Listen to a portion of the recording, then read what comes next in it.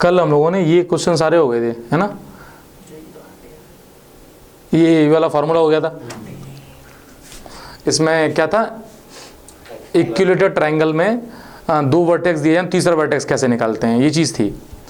उसके बाद ये क्वेश्चन था जो एरिया पे बेस्ड था। अब ये क्वेश्चन है आज, तो देखें ध्यान से, क्वेश्चन पढ़ लेते हैं।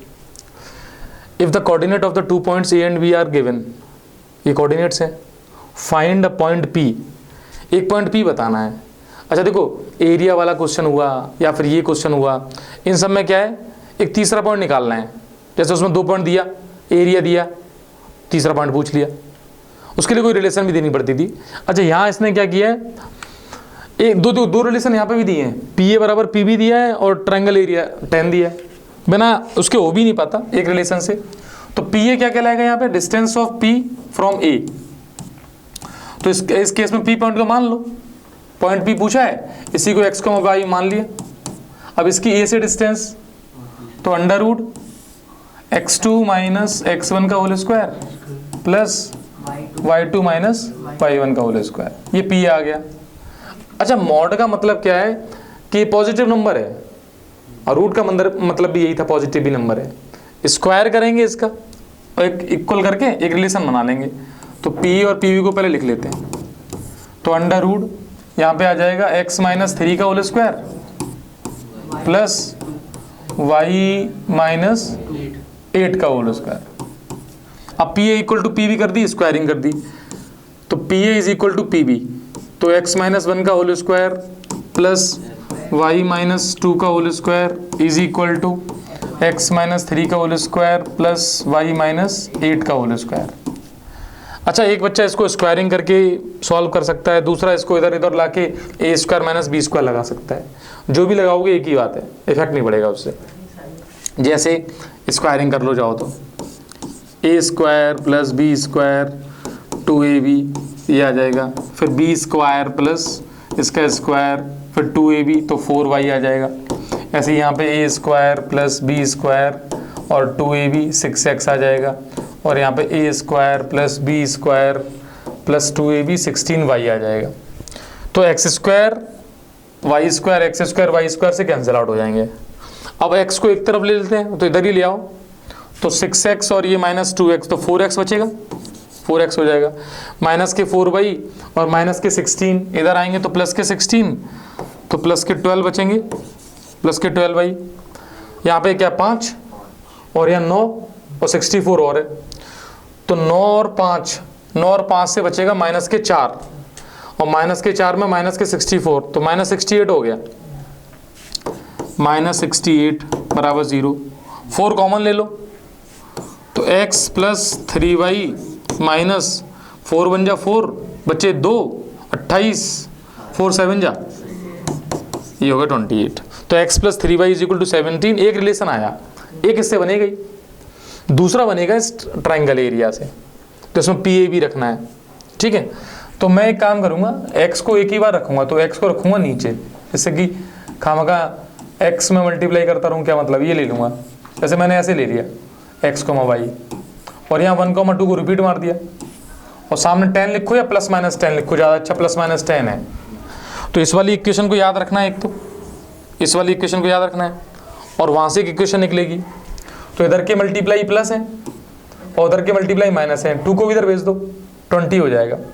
तो यहाँ मल्टीप्लाई कर रहा हूँ, यहाँ लिख दे रहा हूँ 8 हो गया, फिर प्लस 3y, ये 3y आ गया, plus 2x minus y minus 8x और minus 6 is equal two plus minus 20। तो यहाँ पे एक रिलेशन बनेगा 3y और y, तो 2y रह गया ये, तो इसको तो 2y कर ही देते हैं पहले। तो देखो ये 3y था, एक y था, तो 2y बचा, 2x और ये माइनस के 6x माइनस 6x, 8 और प्लस के 2, अच्छा प्लस माइनस है उधर, तो दोनों केस बनाने पड़ेंगे यहाँ से अल्टीमेटली, यहाँ पे प्लस 20 और माइनस 20 करके 2 केस बन जाएंगे। तो पता है, if the coordinate of the 2 points C and B find the coordinate of the point P। अब इस इक्वेशन को सॉल्व करके x और y निकालना है, उससे वैल्यूज आ जाएगी। है ना, कर दें? चलो देख लेते हैं, ट्राई करो तब तक। अच्छा इसको थोड़ा सिंप्लीफाई और कर लेते हैं, प्लस माइनस करके दो इक्वेशंस को। कहाँ पे?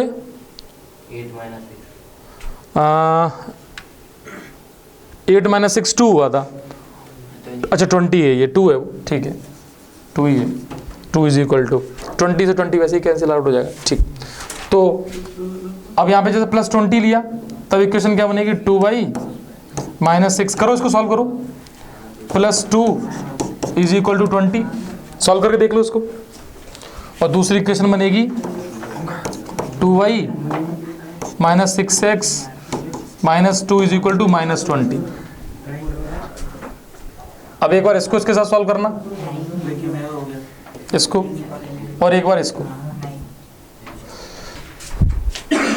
तो सॉल्व करेंगे इसको। तो इसका एक का आंसर कितना है, -1,6 x, y का, और दूसरा 5,4, यही आंसर आ जाएगा। तो दोनों इक्वेशन है इजीली सॉल्व हो जाएंगी, ठीक है। चलें आगे, नेक्स्ट क्वेश्चन है, if the vertices of a triangle are 1, k 4, -3 and -9,7 और एरिया दे दिया। सेम वही क्वेश्चन है और वैल्यूज कह रहा है तो 2 निकलेंगी, तो 2 बता देंगे, क्योंकि ऐसे ट्रायंगल 2 पॉसिबल हो जाएंगे एक्चुअली। देखो इसमें वर्टेक्स है और एरिया है 15 स्क्वायर यूनिट, तो 1/2, और तुम्हें ये वर्टेक्स लिखनी है, कहीं से भी लिख दो इनको, कोई ऐसा रूल नहीं है, जैसे 1, k से लिख दो, 1, k से लिख दो, 1, k 4, -3 -9,7 फिर 1, k इज इक्वल टू क्या है 15, और 15 को प्लस माइनस 15 लिखना ही स्टार्ट करो, तो कंफ्यूजन नहीं होगा, गड़बड़ भी नहीं होगा। ये 30 हो जाएगा। इधर लेटर फॉर्मूला यूज करके हम क्या करेंगे, इसका इधर मल्टीप्लाई, अच्छा फर्स्ट को रिपीट कर रखा है, बस इतना याद रखना है। अब इधर मल्टीप्लाई करेंगे तो ये प्लस साइन के साथ करना है, तो जैसे साइन है वैसे यूज करने हैं। तो -3 फिर प्लस का 28, फिर इधर हो जाएगा माइनस का 9k, फिर इधर अब ये माइनस से स्टार्ट होंगे तो -7, इधर 3 माइनस हो गए तो -27, और इधर हो गए -4k, और इज इक्वल टू हो जाएगा +-30। अब ये 28 है और 27, ये सॉल्व हो गए, 1 बचा प्लस का 1, तो -3 + 1 में लिख देता हूँ, और ये -7 है, इनको पास में कर लिया, और ये माइनस के हो गए 13 के, इज इक्वल टू +-30। इतनी कैलकुलेशन देखनी है बस। तो ये प्लस का एक ही है, 10 माइनस के 9 बचे, -9 - 13 के इज इक्वल टू, एक बार 30 ले लिया तो ये तो 39 आ गया, इस -13 के इज इक्वल टू 39, तो k की वैल्यू आ गई -3। और ऐसे ही जब माइनस लेंगे तो -9 - 13 के इज इक्वल टू -30। अब यहाँ पे 13k हो जाएगा, अब ये इधर आएगा तो 21 बचेगा, क्योंकि 30 इधर आएगा और 30 में से 9 माइनस करेंगे तो प्लस के 21, तो क्या होगा 21/13, किसी से कैंसिल नहीं हो रहा है, ये यहीं छोड़ दो, ये इसके आंसर है, ठीक है। तो 21/13 और -3। अच्छा देखो बात इतनी सी थी कि हमें एरिया का फॉर्मूला लगाना सीखना है, और लेटर, अब फॉर्मूला रटना नहीं है। अब तुम जैसे मान लो इस फॉर्मूले को रटो कि x - x1, तो आप ये लेटर बना लो, 1 मिनट का काम है, इधर सारे प्लस इधर सारे माइनस, बस वो प्लस माइनस का ध्यान देना है, इतनी सी बात ध्यान देनी है, समझ गए। आगे चलें, नेक्स्ट देखो एक और क्वेश्चन है, the base of an equilateral triangle will be. अच्छा ये जो है ना, इक्विलेटरल ट्रायंगल एक लेना है जिसका बेस जो है तो वो y एक्सिस पर है, तो बेस y एक्सिस पर ले लेंगे, ठीक है। ट्रायंगल इक्विलेटरल है, वो ध्यान देना है, ओके। फिर क्या कह रहा है, side at 2a unit such that the mid point of the base is at the origin. तो ओरिजिन बनाना पड़ेगा भाई, एक बार एक लाइन इधर ले ली, बेस इस पे लेना है, और बेस ऐसे लेना है कि उसके बेस का मिड पॉइंट यहाँ आ जाए। तो ऑब्वियसली ऐसा होगा कि जैसे बेस ये है ना, अब जितनी ये लेंथ है उतनी नीचे लेंथ होगी, तो ट्रायंगल इस तरीके का बनेगा, मतलब ये भी 2a है, ये भी 2a, ये भी 2a है। पहले तो ये समझना है, ये पूरी 2a है, यहाँ से यहाँ तक पूरी। अच्छा 2a ये है, तो ये मिड पॉइंट है, तो ऊपर ये बचेगी, नीचे भी ये बचेगी, और ये ओरिजिन है, तो ऊपर वाला कोऑर्डिनेट हो जाएगा 0,a, और नीचे वाला कोऑर्डिनेट हो जाएगा 0,-a। इतना तो कोऑर्डिनेट का सिस्टम y एक्सिस पे पता ही होना चाहिए। और ये क्या कह रहा है, वर्टेक्स पूछ रहा है सारे, तो 2 वर्टेक्स तो आ ही गई है। यदि इसका नाम ले लें हम A, B, सी, तो ए और बी तो आगे, सी निकालना है। सी निकालना ही बहुत आसान है, कैसे भी ये डिस्टेंस बता दो बस। क्यों? क्योंकि एक्स एक्सिस पर पॉइंट है। अच्छा, कोई कहे कि एक्स एक्सिस पे ही क्यों है, तो भाई साहब ये इक्विलेटरल ट्रायंगल है, बहुत ही ज़्यादा सिमेट्रिक होता है। जब, अब खास बात सुनो, इक्विलेटरल ट्रायंगल में incentre, centroid, circumcentre, orthocentre, ये सारे एक ही पॉइंट मिलेंगे, सब सेंटर। तो अच्छा, ये जो लाइन है यही तो मीडियन है। तो मीडियन, अब सेंट्रॉइड क्या होता था? Intersection point of median. तो मीडियन पे ही सेंट्रॉइड मिलेगा। जब मीडियन पे सेंट्रॉइड मिलेगा तो सारे पॉइंट उसी में मिलेंगे। ऐसा हो सकता है कि सारे पॉइंट, मतलब उस पे ना कह के ये कह सकते हो तुम, इस बात को थोड़ा सोचो कि सारे पॉइंट क्या मीडियन पे ही मिलेंगे? अरे सारे पॉइंट सुनो उसी पे मिलेंगे, फैक्ट है, क्योंकि पॉइंट ही एक ही होंगे।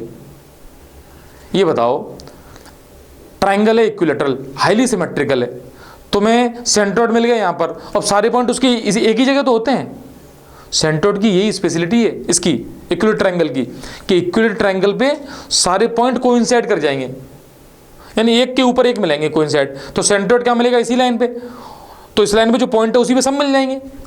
तो इसका मतलब ये है कि तुम्हारा जो वर्टेक्स है वो यही मिलेगा। अच्छा, अब मैं बात करूं कि मुझे इसका कोऑर्डिनेट बताना है, तो एक्स एक्सिस पे कोऑर्डिनेट क्या होता है? x, 0, वाई कोऑर्डिनेट तो 0 ही होगा ना भाई।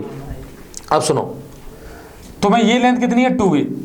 अभी यदि 9th क्लास के बच्चों को बताना हो ना, तब भी मैं कह दूंगा कि ये हाइपोटेनियस है, ये परपेंडिकुलर मान लो, कुछ भी मान लो, ये निकाल दो लेंथ, तो पाइथागोरस थ्योरम लगा के निकाल देगा। और तुम थोड़े स्मार्ट हो जाओगे तो ट्रिग्नोमेट्री लगा के निकाल दो। जैसे ये एंगल तुम्हें पता है 60 है, तो 60 है तो ट्रिग्नोमेट्री लगा लो, तब भी निकल जाएगा। जैसे मैं कहूँगी ये 60 है, तो ये बताओ, तो ये अच्छा ये 60 है, तो तुम कहोगे कि ये लेंथ कितनी है? 2 है, तो बता देंगे अभी। अब हम लेंगे परपेंडिकुलर, इसके परपेंडिकुलर क्या हो जाएगा? ये, और ये क्या बन जाएगी? हाइपोटेनियस, बेस ये बन जाएगा। तो जैसे ही मैं लूँगा साइन 30, साइन 60, तो साइन 60 की वैल्यू होगी परपेंडिकुलर जो मुझे चाहिए x, perpendicular upon hypotenuse 2a।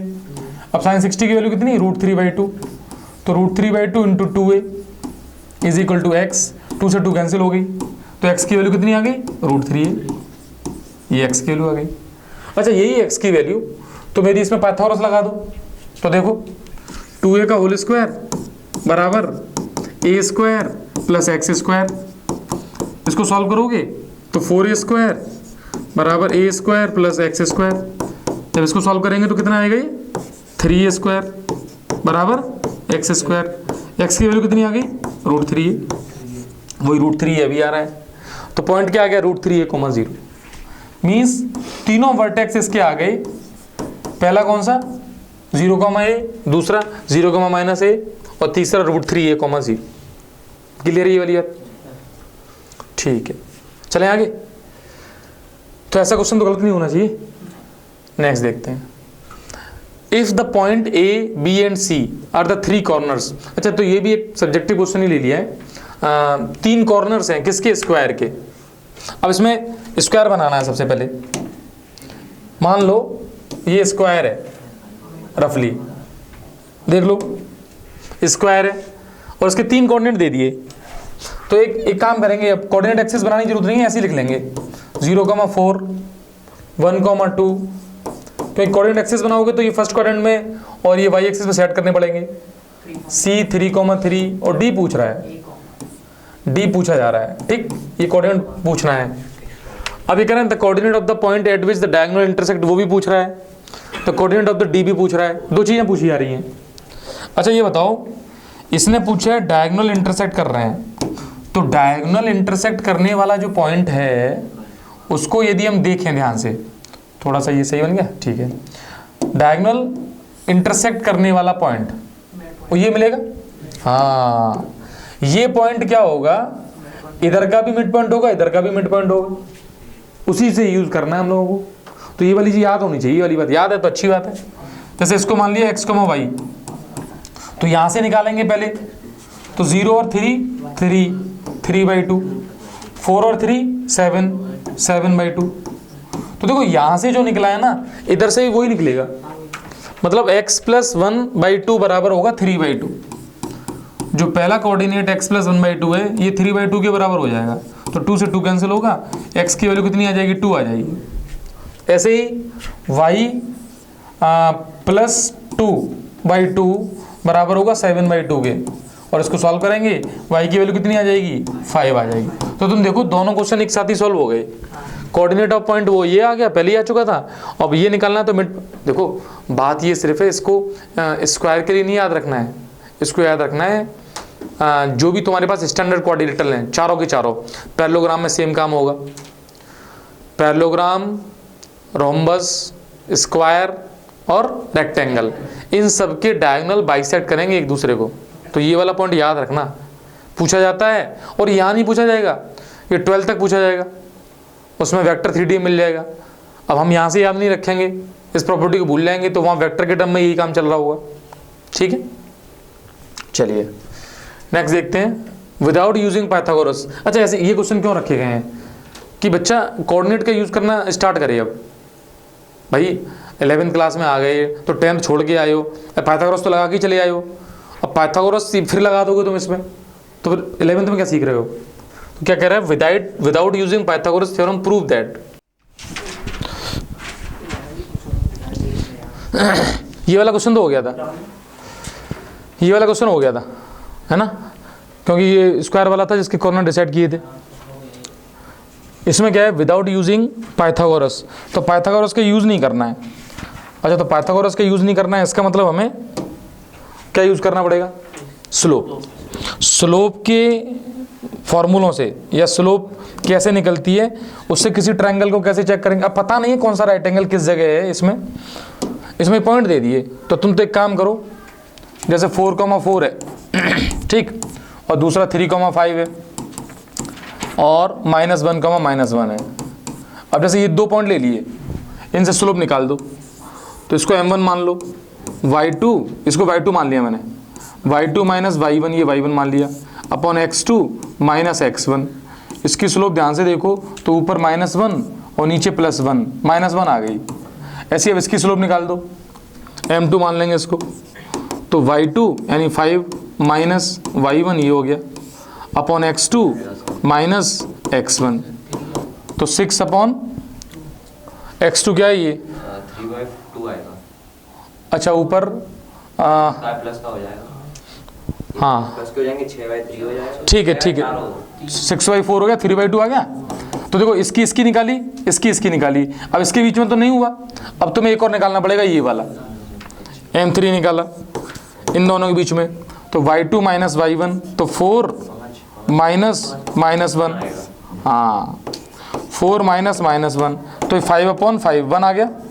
तो ध्यान से देखो, इनमें से कोई 2 स्लोप ऐसी होंगी जिनका प्रोडक्ट -1 होगा। देखो जैसे ये लाइन है, ये वाली लाइन, और ये लाइन है, अब ये दोनों लाइन ऐसी होंगी, जैसे मैं पॉइंट बताऊं तुम्हें, 4,4 ये लिया था ना, देखो 4,4 ये है, अब देखना ये 3,5 है, और ये -1,-1 है, ऐसे वर्टेक्स हैं। देखो 4,4 3,5, इससे कितना आ गया -1, तो इसकी स्लोप -1 हो गई। फिर 4,4 कॉमन है ना, तो जो कॉमन है उसको बीच में रख लो, तो 4,4 कॉमन है, और दूसरा कौन सा बचा, -1, वो ये ले लिया। तो इस लाइन की स्लोप कितनी आई थी, -1, इस लाइन की स्लोप +1, या उल्टा सीधा जो भी हो, -1 +1, एक की -1 है, एक की +1 है, तो दोनों का प्रोडक्ट क्या हो गया, -1। और 2 स्लोप का प्रोडक्ट -1 होते ही हम कहेंगे दोनों लाइंस कैसी हैं, परपेंडिकुलर। तो ये वाली बात थी ठीक है, बात समझ में आ जाएगी। तो जब भी कभी तुम्हें विदाउट पाइथागोरस प्रूव करना है तो इसका यूज़ कर लेंगे हम लोग। चलें आगे, ठीक है। नेक्स्ट देखो, the vertices of a triangle ABC are this, तो तीनों में वर्टिसेस दे दिए। Find the slope of altitude, यानी इसमें ये कह रहा है कि क्या तुम्हें एल्टीट्यूड आता है, तो एल्टीट्यूड की डेफिनेशन यदि याद है तो बता पाओगे भाई। ये क्वेश्चन बहुत अच्छा है, ध्यान से समझना है, एल्टीट्यूड क्या है और उसकी स्लोप कैसे निकालेंगे। तो पहले एक काम करो, रफली मान लो ABC, ठीक, ये 1,2 मान लिया, ये -4,5 ये है, और ये 0,1। अब बात आती है कि सर स्लोप ऑफ एल्टीट्यूड। तो एल्टीट्यूड क्या होता है डेफिनेशन वाइज, किसी भी वर्टेक्स से अपोजिट साइड पर जो परपेंडिकुलर है।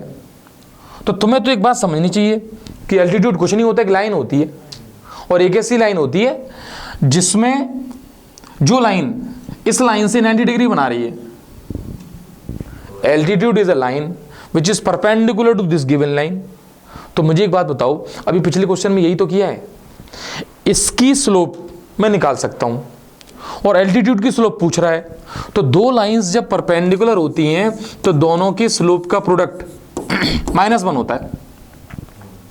तो मुझे इसकी स्लोप नहीं पता है, हालांकि एक पॉइंट पता है, तो स्लोप निकलेगी भी नहीं। मुझे तो ये पॉइंट ही नहीं पता है कौन सा पॉइंट है। आगे जाके हम ये भी सीखेंगे ये पॉइंट कौन सा है। कुछ नहीं है, देखो ये लाइन और ये लाइन इंटरसेक्ट कर रही है ना, वही ये पॉइंट है।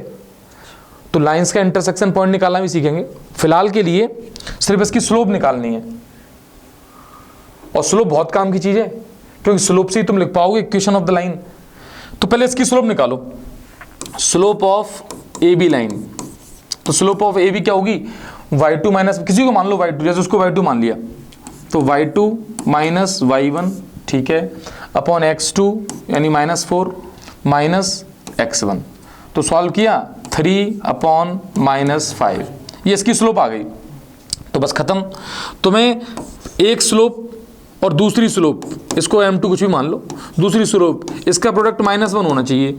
तो दूसरी स्लोप यदि निकालोगे तो -1 अपॉन पहली स्लोप हो जाएगी। मीन्स तुम्हें करना है -1 अपॉन पहली स्लोप। तो पहली स्लोप कितनी है, 3 अपॉन 5, और माइनस लगाए, माइनस से माइनस कैंसिल, और ये उल्टा हो गया, तो 5 अपॉन 3। तो इसकी जो स्लोप है वो 5 अपॉन 3 आ गई। Find the slopes of the altitudes, मतलब तीनों की निकालनी है। ये इस वर्टेक्स से जाने वाला एल्टीट्यूड है सी से, तो इसकी स्लोप कितनी आ गई, इसकी स्लोप लिख दी हमने 5/3। सेम तरीके से इस वर्टेक्स से यहां पर बनेगा एल्टीट्यूड, यस और नो, तो ये 90 डिग्री बन जाएगा। तो तुम्हें इसकी स्लोप पहले निकालोगे, फिर उसकी 1 अपॉन कर देंगे, इसकी स्लोप आ जाएगी। तो यहीं जल्दी से लिख देते हैं इसको। तो इसकी स्लोप होगी y2 माइनस y1, तो y2 इसको लिया है, y2 minus y1 upon x2 minus x1, तो ये हो गई 4 अपॉन -4। तो 4 अपॉन 4 -4 -1 आ गई, तो इसकी कितनी हो जाएगी, 1 हो जाएगी। तो इसकी स्लोप 1 हो गई। और सुनो, तीसरा एल्टीट्यूड 100% इसी पॉइंट से जाना है। जो तीसरा एल्टीट्यूड होगा वो यदि इससे बनाए तो यहीं से पास होगा भाई, डायग्राम कैसा भी हो पास यहीं से होगा। फिर इसकी यदि स्लोप निकालनी हो तो पहले इसकी स्लोप, एसी लाइन की स्लोप, तो एसी की स्लोप क्या होगी, y2 minus y1 upon x2 minus x1 यानी 0, तो 1 आ गई। तो इस वाली की स्लोप -1 आ जाएगी। और देखो एक बात और समझ में आ रही है, ये दोनों एल्टीट्यूड, उनके बीच में भी एंगल 90 डिग्री है। देखो इसकी स्लोप कितनी आई थी 1, और उसकी स्लोप कितनी आई थी -1, दोनों का प्रोडक्ट कितना है -1। तो तुम ये भी कह सकते हो, पूछ सकता है कि बताओ इनमें कौन से दो ऐसे एल्टीट्यूड हैं जो एक दूसरे के परपेंडिकुलर हैं। तो बता देंगे कि ए से जाने वाला एल्टीट्यूड है, या फिर पॉइंट बताना, क्योंकि ये भी, अच्छा ये दिया है, ठीक है, 1,2 से जाने वाला एल्टीट्यूड है और -4,5 से। तो इस क्वेश्चन में तो सिर्फ स्लोप्स पूछी गई थी, वो समझ में आ गई। स्ट्रेट लाइन की बेसिक कॉन्सेप्ट से पता है, हम स्ट्रेट लाइन तो सही करेंगे ही करेंगे, आगे के चैप्टर भी सही होंगे। अब देखें आगे, नेक्स्ट देखते हैं, using the concept of the slope. तो स्लोप का कॉन्सेप्ट फिर यूज करना है, so that the points taken in order. अब टेकन इन ऑर्डर का मतलब लगातार लेने हैं तुम्हें। फॉर्म अ पैरेललोग्राम, इसमें इधर उधर नहीं ले सकते, ऑर्डर से ही लेने हैं। जैसे सपोज तुमने मान लो ये एक पैरेललोग्राम, ये पैरेललोग्राम ले लिया, ठीक, और इसमें पहला पॉइंट यदि ये डिसाइड किया तो एक तरफ चले जाओ, या तो ऐसे चले जाओ या फिर ऐसे चले जाओ। तो ऐसे चले जाते हैं 4,0 3,3 और -3,2। अब कुछ नहीं करना है, इसको पैरेललोग्राम करना है। तो पैरेललोग्राम में क्या बताया था, स्लोप सेम कर दो, लाइंस को पैरेलल कर दो। देखो डायगोनल्स बाइसेक्ट तो सब में करते हैं, तो डायगोनल बाइसेक्ट करने वाला यदि काम करोगे तो ये कैसे बताओगे ये रेक्टेंगल है पैरेललोग्राम है। पता है 10th क्लास में पैरेललोग्राम की फंडामेंटल डेफिनेशन थी कि पेयर ऑफ लाइंस पैरेलल होनी चाहिए, तो इसकी स्लोप के बराबर। तो इसकी स्लोप निकालने के लिए अभी हमने यूज किया ये formula y2 minus y1 upon x2 minus x1। तो सॉल्व करेंगे 3 अपॉन -1 -3 आ गई। ऐसे इधर की स्लोप निकालेंगे तो y2 minus y1 upon x2 minus x1 solve करेंगे तो ये भी -3 आ गई। देख लो दोनों सेम आ गई, यही आना चाहिए था। लाइंस जब पैरेलल हैं तो दोनों की स्लोप कैसी है? सेम, तो सेम स्लोप आ गई। ऐसे इसकी स्लोप निकालेंगे y2 minus y1 upon x2 minus x1, ये स्लोप आ जाएगी 1 अपॉन 6 ही हुआ, 6 हो गया 1 अपॉन 6, जो भी है कोई दिक्कत नहीं है। अब इसकी स्लोप निकालो तो y2 3, y2 माइनस y1 2 हो गया अपॉन x2 3 और माइनस -3, देखो ये भी आ गई 1 अपॉन 6। तो दोनों की स्लोप सेम आ गई, तो तुम कह दोगे ये पैरेललोग्राम है, इतना सा बस बताना है तो पैरेललोग्राम हो गया। तो पैरेललोग्राम प्रूव करने के लिए, हाँ अब पैरेललोग्राम में रेक्टेंगल है, स्क्वायर, वो अलग बात है, वो प्रूव नहीं करवा रहा है तो इतना करके छोड़ देना है, ठीक है। क्लियर ये वाली बात? ठीक। नेक्स्ट क्या कह रहा है? A triangle has the vertices at this find the slope of medians. देखो फंडामेंटली मैं सोच रहा था कि इसमें सारे बेसिक क्वेश्चन आ जाएं। अब तो मीडियन क्या पता होना चाहिए, अभी मीडियन की स्लोप पूछ रहा है, अभी एल्टीट्यूड की स्लोप पूछी थी। अब एल्टीट्यूड की निकालना तो आसान था कि भैया ये बात पता है, इसकी स्लोप पता है तो उसकी स्लोप उसकी -1 अपॉन हो जाएगी। अब क्या होता है मीडियन? अब मीडियन यदि जानते हो तो ये भी बहुत आसान है, मीडियन नहीं जानते हो तो दिक्कत करेगी ये। जैसे इसके वर्टेक्स हैं 6, 7, 6, 2, -9 और -4, 1। तो मुझे बताओ मीडियन जो होता है वो मीडियन क्या कहता है कि अपोजिट वर्टेक्स से इसके मिड पॉइंट को ज्वाइन करना है। तो पहले तो मिड पॉइंट डिसाइड कर लिया, वर्टेक्स से इसके मिड पॉइंट को मिलाना है। देखो डायग्राम से तुम्हें ऐसा लग रहा होगा, डायग्राम से ये लग सकता है कि ये तो सर एल्टीट्यूड जैसा है, लेकिन है नहीं, क्योंकि ये ट्रायंगल ही ऐसा ले लिया है। और इस केस में मान लो मैं ट्रायंगल इस तरीके से ले लेता, थोड़ा सा टिल्ट करता हुआ ट्रायंगल बनाऊं, यदि बन नहीं पाएगा ऐसे टिल्टेड ट्रायंगल, सही ज्योमेट्री आ जाती है। जैसे तो मैं रफली बताऊं, मैं अब ट्रायंगल में ऐसे बनाऊंगा इस तरीके से, जैसे ये ट्रायंगल बनाया, ये बनाया, ये बनाया। अब भाई तुम्हारा मिड पॉइंट तो यहाँ है ना, अब इसको इससे ज्वाइन करोगे तो ये परपेंडिकुलर थोड़ा ना हो गया। अब जैसे इस केस में ऐसा डायग्राम बना लो, यही डायग्राम सेम है, तो तुम्हें पहले मिड पॉइंट निकालना पड़ेगा, ये वाला कोऑर्डिनेट। तो क्या होगा x1 + x2/2, तो x1 इसको माना, प्लस लगाया, x2 तो माइनस की वजह से माइनस आ जाएगा, /2, y1 + y2 + y2/2। तो इसको सॉल्व करोगे -2/2 तो -1 आ जाएगा और -8/2 -4 आ जाएगा। तो बस ये पॉइंट पता है, वो पॉइंट पता है, 2 पॉइंट पता है, तो इस लाइन की स्लोप आ जाएगी।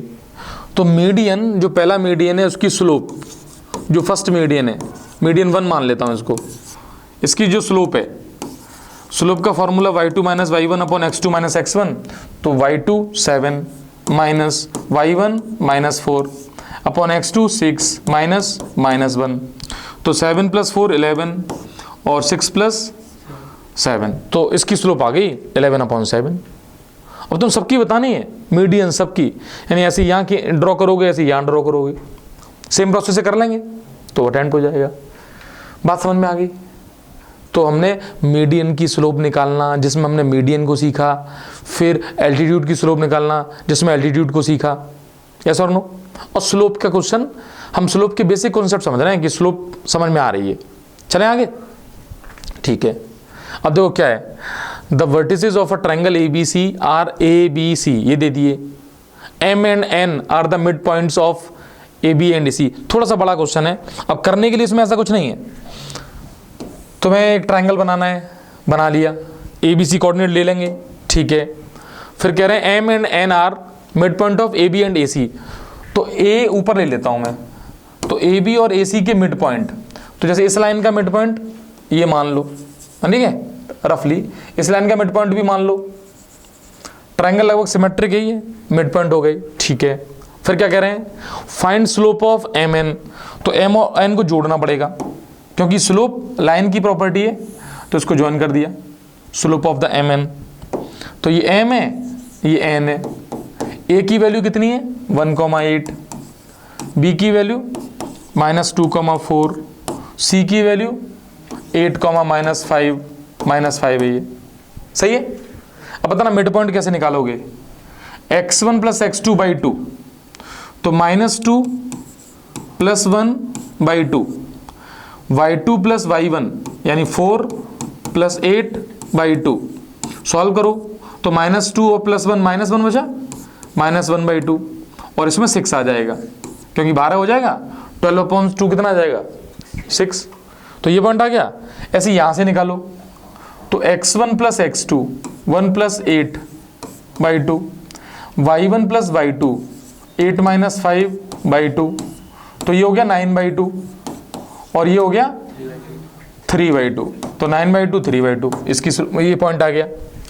अब कह रहे हैं इसकी स्लोप फाइंड कर लो, तो कर लो स्लोप फाइंड। तो एम एन की स्लोप, तो स्लोप और छोटा एम एन लिख देते हैं यहाँ पे, स्लोप ऑफ एम एन।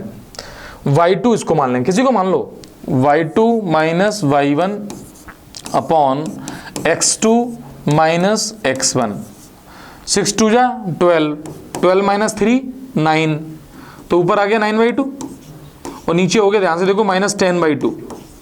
तो सॉल्व करके -9/10 आ गई ये स्लोप। अब जो भी आ गई, तो सेम तुम वेरीफाई कर दो कि ये जो एम एन है इस पैरेलल टू BC, BC के पैरेलल है, तो इसकी स्लोप भी निकाल दो। यहां लिख दो स्लोप BC, तो BC की slope y2 - y1 upon x2 - x1। ध्यान से देखो, ये 9/-10 यानी -9/10 ही आनी चाहिए, आ गई स्लोप, सेम आ गई, तो पैरेलल बस प्रूव हो गया। समझ गए। अच्छा, बड़ा क्वेश्चन देखने में लग रहा है, बड़ा भी क्या है, मिड पॉइंट निकालना है एक काम, दूसरा मिड पॉइंट के आने के बाद उसकी लाइन की स्लोप बतानी है, और फिर उसको पैरेलल प्रूव कर देना है, ठीक है।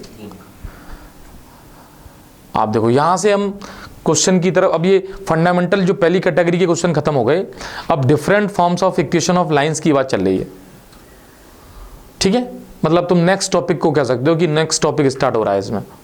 तो जो पहला हमने कॉन्सेप्ट जितना भी पढ़ा था वो तो हमारे दिमाग में फिट हो जाना चाहिए, क्या क्या था, बहुत कुछ सीखा है, पॉइंट के लिए, लाइन के लिए, स्लोप सीखी, मतलब बेसिक फंडामेंटल था, और मेनली तो स्लोप ही सीखी उसकी, कि स्लोप से क्या क्या फाइंड कर सकते हैं। अब ये आ रही है different forms of equation of line. यहां से तुम कह सकते हो कि 11th क्लास का अब थोड़ा सा अपग्रेड कोऑर्डिनेट स्टार्ट होगा। अच्छा, क्या होती है इक्वेशन ऑफ लाइन, फिर उसकी डिफरेंट फॉर्म्स हैं, डिफरेंट फॉर्म्स में अलग अलग हेडिंग देखेंगे, ये कि पॉइंट स्लोप फॉर्म क्या है ना, आगे देखो 2 पॉइंट फॉर्म क्या है, फिर देखो स्लोप इंटरसेप्ट फॉर्म क्या है। तो इन सारी फॉर्म्स को देख के इनके एग्जाम्पल भी ले लेंगे, इसमें ये चीज़ सीखनी है। तो different forms of equation of line. अच्छा, तो एक बात ये आती है, इक्वेशन ऑफ लाइन होगी क्या। मैंने एक दिन बताया था तुम्हें कि लाइन की इक्वेशन का मतलब होता है, जैसे हम लोगों ने 10th क्लास में पढ़ रखा है, AX + B लीनियर इक्वेशन जो होती है वो लाइन की इक्वेशन को रिप्रेजेंट करता है। और मैं कह भी रहा था कि उसमें x और y जो है ना, वो उस लाइन पे आने वाले सारे पॉइंट्स को डिनोट करते हैं। तो देखो, basically different forms of equation of lines में तुम्हें कुछ फॉर्मूले याद रखने और ये समझ में आनी चाहिए कि ये लाइन की इक्वेशन होती है। हाँ, ये जरूर है कि लाइन की इक्वेशन अभी तुम जितनी भी पढ़ोगे उसको तुम इस फॉर्म में कन्वर्ट कर पाओगे, AX + BY + C = 0, 102%, यही होती है, इसलिए 102% तो क्या है। अच्छा, एक बात और सुनना कि x एक्सिस है वो भी एक लाइन है, y एक्सिस है वो भी लाइन है, तो इनकी इक्वेशन भी सीखोगे। हालांकि इनकी इक्वेशन 10th क्लास में भी बताई जाती है कि इक्वेशन ऑफ x एक्सिस की इक्वेशन क्या होती है, y एक्सिस की इक्वेशन क्या होती है। वहाँ पे बच्चा हो सकता है इसको रट लेता हो कि x एक्सिस की इक्वेशन क्या है, y = 0। अब तुम्हें लगेगा भी y = 0 ये कैसी इक्वेशन है, और ये इक्वेशन क्यों बोल रहे हो भाई, इसको ये क्यों इक्वेशन बोल रहे हो y = 0। तो मन में तो बातें आनी चाहिए कि y = 0 इक्वेशन क्यों है। फिर कहते हो equation of y axis x equal to 0, तो इक्वेशन क्यों हो गई है? ऐसी क्या स्पेशलिटी है? क्योंकि वास्तव में इक्वेशन इस फॉर्म की होती है।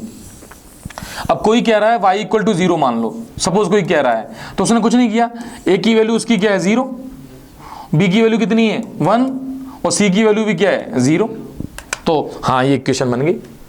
तो तुम ये समझ सकते हो कि ऐसा लिखना भी इक्वेशन ऑफ लाइन है। जब तुम्हें ये वाली बात क्लियर हो, ये वाली बात कि ये होती है इक्वेशन ऑफ लाइन, तो तुम कह दोगे अच्छा हाँ ये तो इक्वेशन ऑफ लाइन है। हाँ अब वो कह देगा ये equation of line x axis की है, तो तुम कहोगे यार एक्स एक्सिस की लाइन की इक्वेशन है तो उसकी स्लोप भी होनी चाहिए, हम कैसे बताएंगे इसकी स्लोप क्या है? तो एक्स एक्सिस है, अब स्लोप में क्या देखा था कि जो एंगल ऑफ इंक्लिनेशन है थीटा, उसका tan होता है, और वो भी एंगल कहां से देखते हैं? पॉजिटिव एक्स एक्सिस से। किसी भी लाइन का एंगल कहां से देखा जाता है? पॉजिटिव एक्स एक्सिस से। अच्छा, तो एक्स एक्सिस खुद उस एक्स एक्सिस से कितना एंगल बनाएगी? 0। तो इसको देख के तुम बता भी पाओगे कि इसमें इसकी स्लोप भी 0 है, जब इसके डिफरेंट फॉर्म्स पढ़ लोगे। ऐसे ही इक्वेशन ऑफ एक्स एक्सिस ही हो गई, अब वाई एक्सिस होती है एक्स इक्वल टू 0 कि सर ये लाइन क्यों है? अब देखो इसको यदि कंपेयर करूं इससे, तो ए की वैल्यू कितनी है 1, क्योंकि यहाँ कुछ नहीं है तो 1 है। एक्चुअली यदि याद हो तो मैं 9th 10th में पढ़ा जाता है कि इसको 2 वेरिएबल फॉर्म में लिखो, और वो सिखाते इसलिए कि आगे जाके लाइन की इक्वेशन पढ़ोगे वहाँ काम आ जाएगा। अब 2 वेरिएबल फॉर्म में कैसे लिखोगे x इक्वल टू 0 को? तो देखो x इक्वल टू 0 को लिखना है, अब मैं लिखूंगा 1 into x plus 0 into y plus 0 is equal to 0। तो मैंने इसको लिख दिया इस फॉर्म में ax plus b y plus c is equal to 0, इस स्टैंडर्ड फॉर्म में। अब बस कंपेयर करना है, तो a की वैल्यू कितनी 1, b की 0, c की 0, और सामने 0 तो है ही। यस और नो? हाँ, अब सुनो, different forms of the line बहुत इंपॉर्टेंट टॉपिक है, ध्यान से समझना है, क्योंकि ये बेसिक स्टार्ट कर देगा। तो पहली जो डिफरेंट फॉर्म है उसको देखते हैं, equation of line in the slope intercept form. तो देखो बेटा, अब इसमें हमें बस एक चीज सीखनी है कि इंटरसेप्ट क्या है। स्लोप तो पढ़ के आ रहे हैं हम, स्लोप तो पढ़ के आए ना कि इंक्लिनेशन एंगल होगा उसका tan थीटा स्लोप है सर। ये इंटरसेप्ट क्या है? स्लोप, अच्छा पॉइंट स्लोप फॉर्म है, तो स्लोप इंटरसेप्ट तो अच्छी बात है, तो दोनों ही चीज पढ़ रखी है हमने। ये तो कौन सी फॉर्म है? Point and slope. तो पॉइंट भी तुम्हें पता है और स्लोप तुम जानते ही हो, तो ये फंडामेंटल फॉर्म आ गई, और सबसे पहली फॉर्म यही है। अब बताना मुझे, जैसे मैं कहूँ ये एक लाइन है, तो तुम कहोगे सर ये लाइन है तो इसकी स्लोप भी होगी, और स्लोप तो सर एक्स एक्सिस से एंगल बनना होगा, तो एक्स एक्सिस, अच्छा एक्स एक्सिस तुम कहोगे कहीं पे होगी, तो प्लेन में एक्स एक्सिस कभी भी बना सकते हो, ये रही एक्स एक्सिस। अच्छा ठीक है, एक्स एक्सिस से इसका ये एंगल भी होगा, फिर तो बिल्कुल होगा, तभी तो वो स्लोप दी जा रही है। मतलब किसी की स्लोप दे दी तो उसने ये tan थीटा दे दिया, ये कंफर्म हो गया, ये tan थीटा मिल गया तुम्हें, और थीटा ये मिल गया।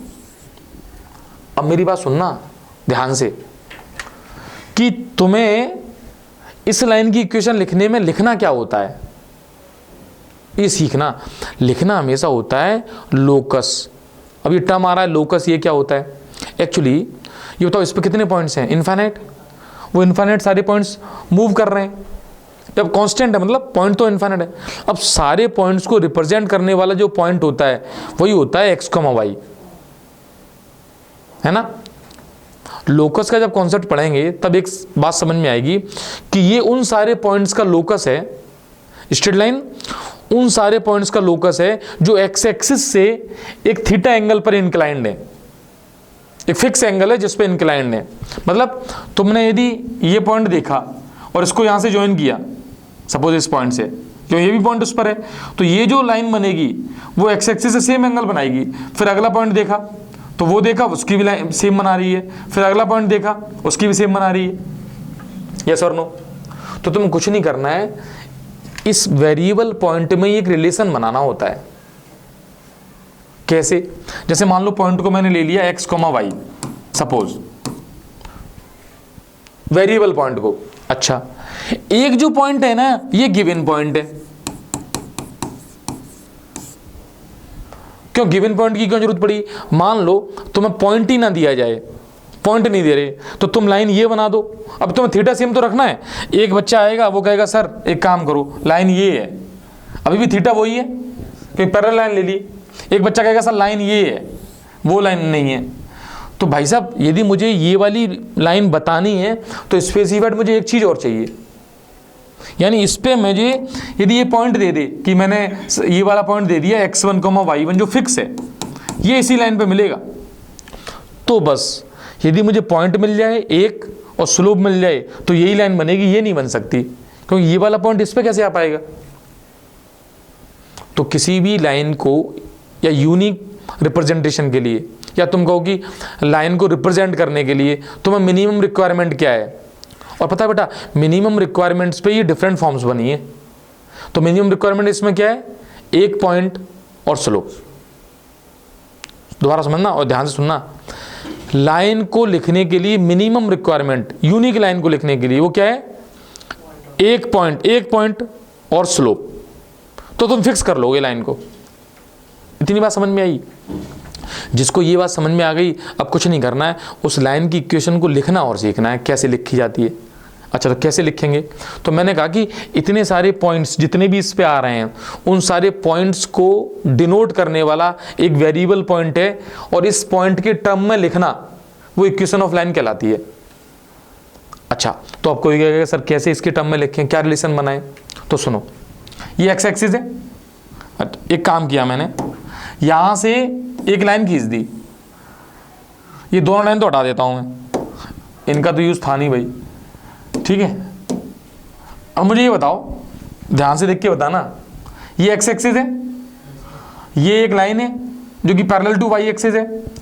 तो यदि मैं आपसे ये कहूं कि ये पॉइंट के कोऑर्डिनेट कितने होंगे इस पॉइंट के, x1, 0, एक्स एक्सिस पर x1, 0 मिलता है हमेशा, दूसरा कोऑर्डिनेट 0 मिलेगा।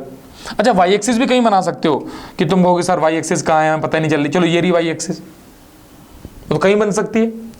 फिर एक काम किया मैंने, यहां से एक लाइन और खींच दी ऐसी, एक तो ये वाला पॉइंट जो फिक्स पॉइंट था उस पर एक लाइन खींच दी ये, ठीक है, इसको इसी से ले लेते हैं, एक लाइन ये खींच दी, क्यों नहीं रहा, अच्छा हाँ ये लाइन ले ली मैंने एक, ये x1 y1 पे ले ली।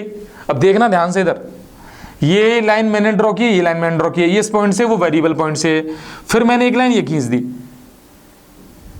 अब एक बात बताओ, इधर देखो, ये लाइन यहां से एंगल बना रही है थीटा, इसके पैरेलल ये लाइन है, तो बताओ ये एंगल कितना होगा, ये वाला थीटा ही होगा, क्योंकि भाई करस्पॉन्डिंग एंगल बन गई है। एक्स एक्सिस से ये बना रही थी लाइन यहाँ थीटा, तो वही लाइन एक्स एक्सिस, ये एक्स एक्सिस के पहले ना यहाँ भी थीटा बनेगा। तो ये बात बताना, इस ट्रायंगल में ये डिस्टेंस कितनी होगी, ये वाली डिस्टेंस देखो, यहां से यहां तक की डिस्टेंस है y, कोई पॉइंट यहां कैसे बना होगा, ये ओरिजिन है, इधर x1 और इधर y1, तो ये ऊंचाई कितनी हो गई y, यस और नो। अच्छा ये पॉइंट कैसे बना होगा, ये x, y था, ये पॉइंट कैसा बना होगा, यहां से यहां तक डिस्टेंस जो x1 है और ऊपर क्या है y1, तो बताओ इतनी y1 है और इतनी y है, तो ये कितनी बची y माइनस y1। दोबारा समझना, ये है y1, ये है y, तो ये y1 है तो ये भी y1 है और ये y है। अब y में से y1 को माइनस कर दोगे तो ये बच जाएगी, यस और नो। अच्छा ठीक है। अच्छा मुझे स्लोप जो थी वो क्या होती है, tan थीटा, और tan थीटा होता है परपेंडिकुलर अपॉन बेस, तो परपेंडिकुलर आ गया, मुझे बेस चाहिए, यहां से यहां तक है x और यहां से यहां तक है x1, तो ये कितनी बनी x माइनस x1। तो ये बताओ जो tan थीटा की वैल्यू है वो निकल के आएगी, वही स्लोप वाला फॉर्मूले का डेरिवेशन है, वो यहाँ दोबारा किया एक तरीके से, y minus y1 upon x minus x1। इतनी सब बातें बताई, मैं डेरिवेशन कर रहा था, मैं तुमसे ये भी कह सकता था ये पॉइंट है, ये पॉइंट है, इसकी स्लोप बताओ, तो स्लोप को formula y2 minus y1 upon x2 minus x1, यही स्लोप हो गई। और इसको अब तुम्हें m से लिखना है, और जैसे ही m से लिख दिया तुम्हारी इक्वेशन बन गई ये। और सुनो, आज के बाद इसको तुम्हें इस तरीके से याद करना है कि y minus y1 is equal to m times x minus x1, और ये कहलाती है equation of line in the point slope form. ये फॉर्मूला तुम्हें याद रखना है भाई, इक्वेशन ऑफ लाइन। नोट कर सकते हो इसको, याद भी रख सकते हो। Equation of line in point slope form वो ये है, y minus y one is equal to m x minus x one. हाँ नोट्स में देख लो और देख भी सकते हो नोट्स में उसमें। और नोट करने के लिए इस फॉर्मूले को नोट करना, ये तो मिल ही जाएगा। इसको नोट करके और दिमाग में फिट करो कि लाइन की इक्वेशन क्या है, y minus y one is equal to m x minus x one. अच्छा इसको देख के एक चीज़ और समझना, अब इसका यूज़ करना सिखा रहा हूँ। y और x हमेशा ऐसे ही रहेंगे, तो पॉइंट की जगह उठा के, जैसे x1 पॉइंट दिया जाएगा तो पॉइंट की जगह x1 y1 की जगह रख देंगे और स्लोप दी जाएगी तो स्लोप की जगह वैल्यू रख देंगे। एक काम करते हैं, इसके छोटे छोटे क्वेश्चन ले रहा हूँ मैं, जिससे कि तुम इस फॉर्मूले को लगाना सीखोगे। तुम खुद भी बना सकते हो क्वेश्चन। जैसे मान लो एक क्वेश्चन बनाते हैं, मुझे इस लाइन की इक्वेशन लिखनी है। मान लिया मैंने इस पर एक पॉइंट ले लिया 2,3, ठीक, और इसकी स्लोप मैं दे दे रहा हूँ m इज इक्वल टू 1/3, कुछ भी लिख लो। अब तुम्हें क्या क्या रियलाइजेशन होना चाहिए कि सर स्लोप होती है tan थीटा की वैल्यू, tan थीटा की वैल्यू होती है रियल। अब रियल वैल्यू कुछ भी हो सकती है, और तुम याद करो tan थीटा की वैल्यू 0 होती है कि नहीं होती, 0 डिग्री पे होती है। 1/√3 होती है, 1/√3 कब होती है, 30 डिग्री पे। 1 होती है 45 डिग्री पे, √3 होती है 60 डिग्री पर। अच्छा इसका मतलब ये भी नहीं है कि बीच की सारी वैल्यू नहीं होगी, भाई साहब सारी वैल्यू लेगा। हाँ उसके एंगल्स एग्जैक्ट ऐसे नहीं होंगे, लेकिन वैल्यू सारी लेगा। तो मैंने अभी m की वैल्यू कितनी ली है, 1/3। तो मुझे ये बताओ, इसको मुझे x1, y1 मानना है बस, और मुझे फॉर्मूला लगाना है y minus y one is equal to m x minus x one. इसको टच नहीं करना, y को ऐसे ही रहने देना है। y1 को टच करना है 3 रखना है इसकी वैल्यू पे, m को मुझे पता है 1/3 रख देना है, x को टच नहीं करना है, x ही रहेगा वेरिएबल है, इसकी जगह 2 रख देना है। बस इसको सिंप्लीफाई कर लो, तो 3 का इधर इंटू करेंगे तो इन दोनों में होगा यहाँ पे, तो 3y minus 9 is equal to x minus 2। अब एक तरफ ले जाओ बस, जिससे कि स्टैंडर्ड फॉर्म बन जाए, तो उधर ले जा रहा हूँ मैं।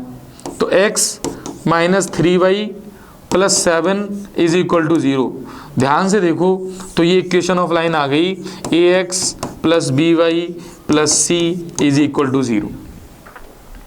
तो पहली फॉर्म जो थी पॉइंट स्लोप फॉर्म, जिसमें पॉइंट दिया जाएगा और स्लोप दिया जाएगा, तो पॉइंट दे दिया और स्लोप दे दी। तो पॉइंट और स्लोप देने पर क्या आएगी लाइन की equation, y minus y one is equal to m x minus x one. बोलो क्या आएगी, y minus y one is equal to m x minus x one. Point पता है, स्लोप पता है, उठा के रख देना है उसमें। पॉइंट और स्लोप यदि पता है तो उठा के उसमें फिट कर देंगे। तो किसकी इक्वेशन आ जाएगी, स्ट्रेट लाइन। और स्ट्रेट लाइन कहाँ से जा रही है, वो उस पॉइंट से, और उसकी स्लोप गिवन है। एक क्वेश्चन और ले लेते हैं, जैसे सपोज नेक्स्ट क्वेश्चन लिया, उसमें कुछ भी ले लो, जैसे ये एक लाइन ले ली। अब इस लाइन की इक्वेशन लिखनी है, और जो अभी हेडिंग है वो पॉइंट स्लोप फॉर्म है, तो इसकी स्लोप, अब तुम बताओ स्लोप कितनी ले लें, नेगेटिव पॉजिटिव कुछ भी ले सकते हो, क्योंकि टेन, ये देखो tan थीटा की वैल्यू, अब नेगेटिव स्लोप कब होती है बताओ, जब ऑब्ट्यूज एंगल बनता है, और पॉजिटिव स्लोप एक्यूट एंगल बनता है। तो जैसे मैंने स्लोप ले ली इसकी -2, ठीक है।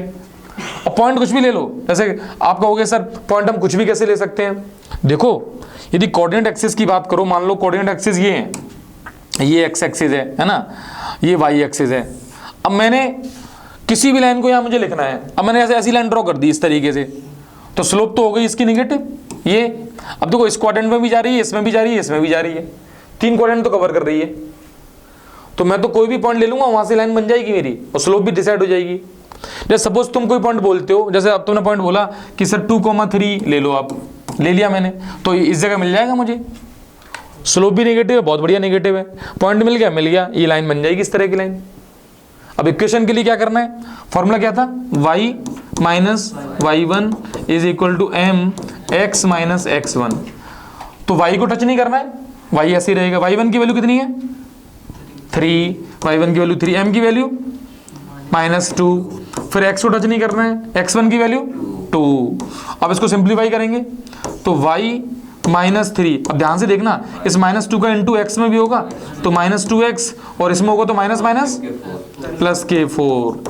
अब इसको एक तरफ लाना है तो इधर लेके आ जाओ, तो इधर लेके आओगे तो उधर क्या बचेगा 0, तो सारी चीजें इधर ले आओ, तो 2x भी इधर आएगा, 4 भी इधर आएगा। तो देखो क्या होगा, y पहले से ही है, अब 2x इधर आएगा तो प्लस का 2x हो गया, ये माइनस का 3 पहले से ही है, उधर से 4 आएगा तो माइनस का 4 हो जाएगा, और वहाँ कुछ नहीं बचेगा तो 0 बचेगा। अब देखो प्लस माइनस में उल्टा सीधा भी लिख सकते हो, तो 2x पहले लिखते हैं क्योंकि x पहले लिखा जाता है, फिर y लिख दो, और -3 और -4 दोनों नेगेटिव है तो दोनों ऐड हो जाएंगे, तो माइनस के 7 बनेंगे। -3 और -4 की वैल्यू कितनी आएगी, -7 इज इक्वल टू 0। तो ये इक्वेशन ऑफ स्ट्रेट लाइन आ गई। तो इक्वेशन ऑफ स्ट्रेट लाइन वो ये निकल के आ जाएगी। तो उसी फॉर्मूले से हमने इक्वेशन ऑफ स्ट्रेट लाइन लिखना सीखा ना, उस फॉर्मूले का वो क्या है, पॉइंट स्लोप फॉर्म। क्लियर ये वाली बात है ना। तो देखो पॉइंट स्लोप फॉर्म जब हेडिंग स्टार्ट की तो उसमें कहाँ से, यहाँ से स्टार्ट की थी। तो पहले तो देखा कि पॉइंट स्लोप फॉर्म का बेसिक क्या है। बेसिक देखने के बाद इस फॉर्मूले को हमने दिमाग में फिट कर लिया। इसमें क्या है, स्लोप मिल जाएगी और पॉइंट दिया जाएगा, उठा के वहाँ पे फिट कर देना है। उससे 2 एग्जाम्पल देख लिए। चलें आगे, ये बात समझ में आ गई होगी।